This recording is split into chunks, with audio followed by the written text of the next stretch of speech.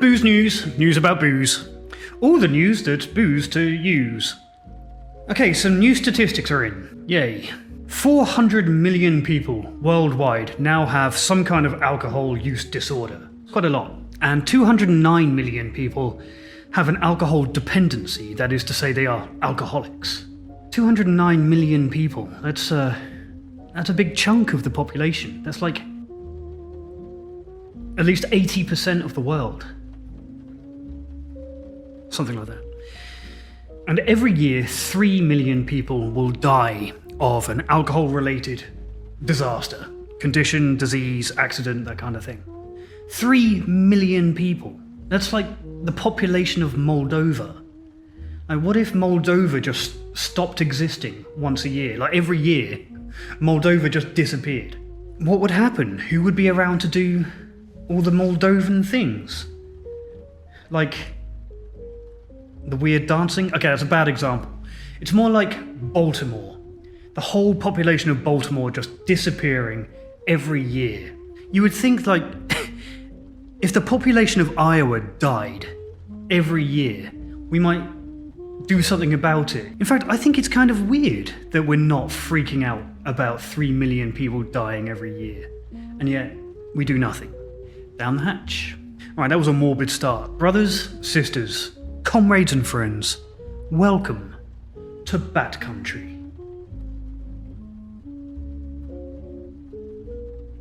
Okay, today I would like to try to explain what it is like to be an alcoholic for the sake of people who aren't. But a couple of show notes first, a couple of things about Bat Country. Just going to consult my notes.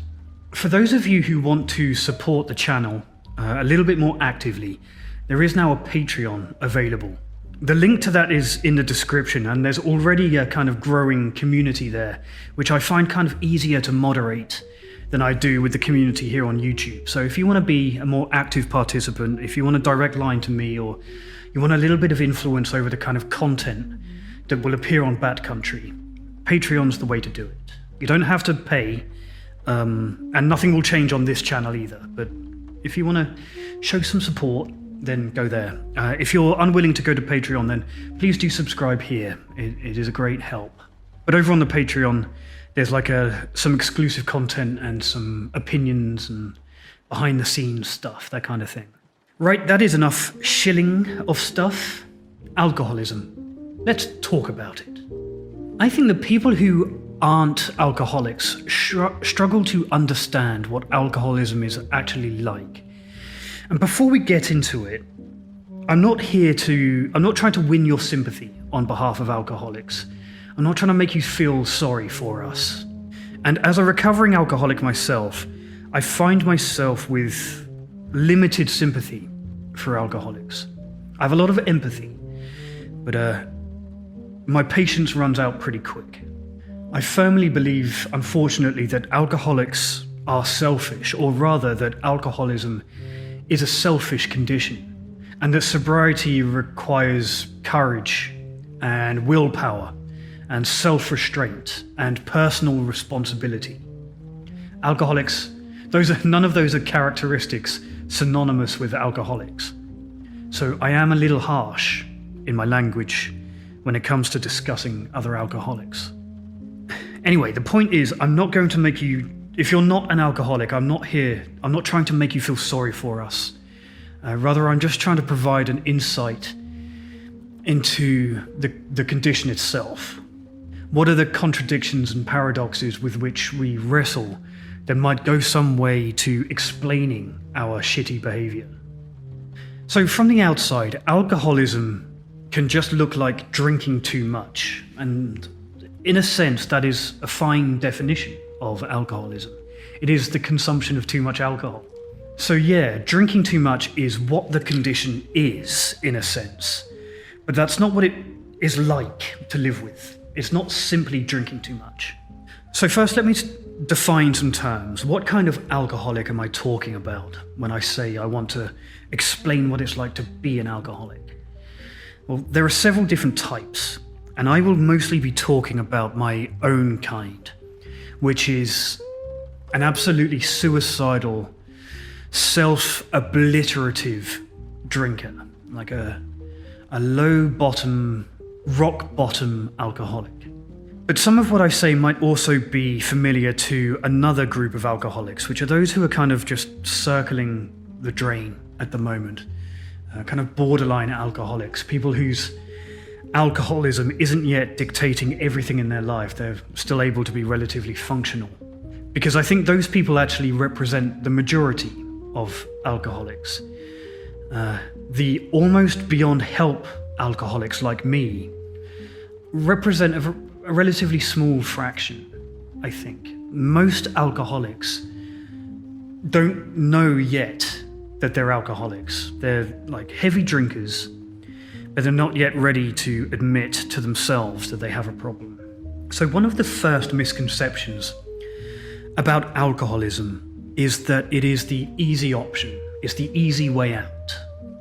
That alcohol is easier than facing the conflicts that are causing the drinking in the first place. And in a sense, at least for me, that is true. I was drinking so heavily in order to escape from the pressures and the stresses and the negative emotions that come with daily existence. I wasn't ready to face them sober, so I was drinking very heavily. Just the various negative emotions of being alive, I wanted to block that out. But it's an unfair assessment that it's the easy option, because being an alcoholic isn't easy, it's miserable. It's exhausting. It takes constant effort to be an alcoholic. It takes the sheer effort it takes to be so miserable is exhausting. We're always tired. An alcoholic, any time that we're not drinking, we feel like death.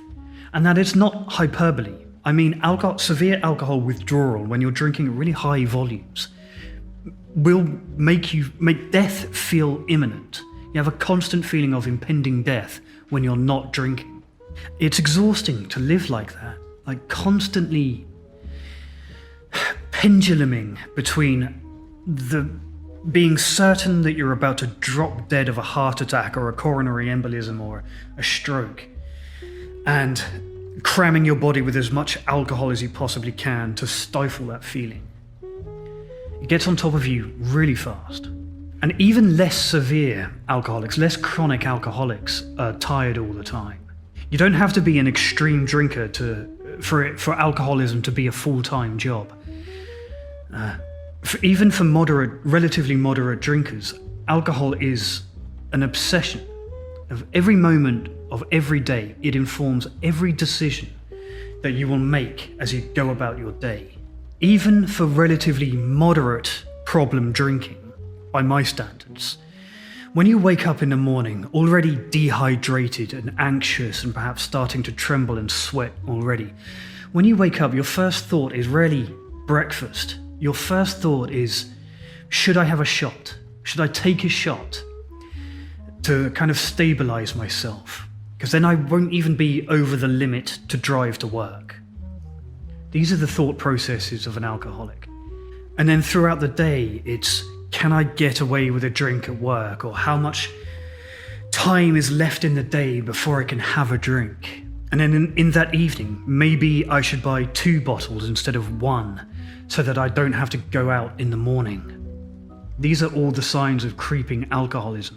When we're alcoholics, when we're entrenched in alcoholism, we are thinking about our next drink even while we are drinking. When I was deep into a multi-day, multi-week vodka binge, I would start obsessing about whether I need to go and buy more when the bottle was still half full or half empty. I suppose every cup is half empty when you're an alcoholic. We are a pessimistic bunch. And as soon as that thought had occurred to me that I might have to go and buy more, once I'd made that decision, I would drink the rest of the bottle twice as fast because I had made the decision. And there was like comfort in that more was available. So I would drink faster and get more and more drunk even quicker. And we tend to set limits for ourselves, daily alcohol limits. especially in less extreme alcoholism, in earlier stages of chronic alcoholism, where you might tell yourself in the morning, I'll only have 3 beers today. And then the evening rolls around and you have only had 3 beers. And you think to yourself, well, I've clearly got it under control. I may as well go and buy 3 more. And before you know it, you're congratulating yourself on your self-restraint for only having 3 beers by having 10 or 12. It doesn't make any fucking sense. Alcoholic logic. Alcohologic. That's rubbish. Figured I said that. I've only drunk 3, so I may as well treat myself to 6. It doesn't make any sense. And we do that to ourselves all the time, in a million weird and strange little ways. We lie to ourselves. And because you drank 10 instead of the 3 that you promised yourself you would drink, you're now hungover in the morning again. So you might take another drink again to just stabilize yourself. And now the cycle is repeating, day in, day out, and accelerating as well. The brakes are off. And the process of hiding our drinking is itself exhausting, let alone the physiological depressant effects of alcohol. Just the process of living a double life is exhausting. Alcoholism makes us lie. Alcoholics are habitual liars. It is almost automatic. It's part of our central nervous system. It's like a tick. And there are no exceptions. Whoever you are, you will be lying once your alcoholism starts to slip away from you, once you begin to lose control. You'll downplay how much you've been drinking. That's a big indicator. And you'll start hiding the empties so that people don't notice. And you might do that at home. You might leave the bottles outside your house so that the people you live with haven't noticed. Or you might do it at work. You might leave it in somebody else's bin. Or leave it in a bin outside the building. My family was here with me last week, and I had this really interesting conversation with my dad. I had an incredibly bad 5-month-long suicidal binge when I was living in the UK, and my dad helped me move out of the house that I'd been binging in once that binge was more or less over. And he arrived at my house to help me move out. And during that period, that 5 months, I'd been drinking something like 1.5 liters of vodka or whiskey a day, every day, without fail. Like 2 70-centiliter bottles or whatever. 2 bottles a day for 5 months. And when he arrived to help me move out, he opened one of the wardrobes, and in there were 3 full-size suitcases stuffed with empty bottles, bulging, like hard to close them. They were almost too heavy to lift, just with empty vodka and whiskey bottles. And he told me last week when we were talking about it that was the first time that he had seen or had a sense of the scale of my drinking. Those 3 suitcases. And yeah, I agree it was a lot, but what he didn't know was that those 3 suitcases represented a tiny fraction of the actual amount. Because those were only the ones that he found. He didn't find the ones that I'd stuffed into public bins or dropped around the countryside of Cornwall. Those 3 suitcases that he was so shocked to discover, they legitimately represented only about 5% of what I had drunk in that period. And I only told him last week that that was the case. And even when it's so obvious that you are a hopeless alcoholic, when everybody knows, when the secret is out, I still tried to downplay it by saying those 3 suitcases are it. That's it. Those kinds of lies, they become automatic. I've only had a couple of beers, officer. Yeah, I may have had a beer at lunch, boss. Everyone else was drinking more than me at the bar last night.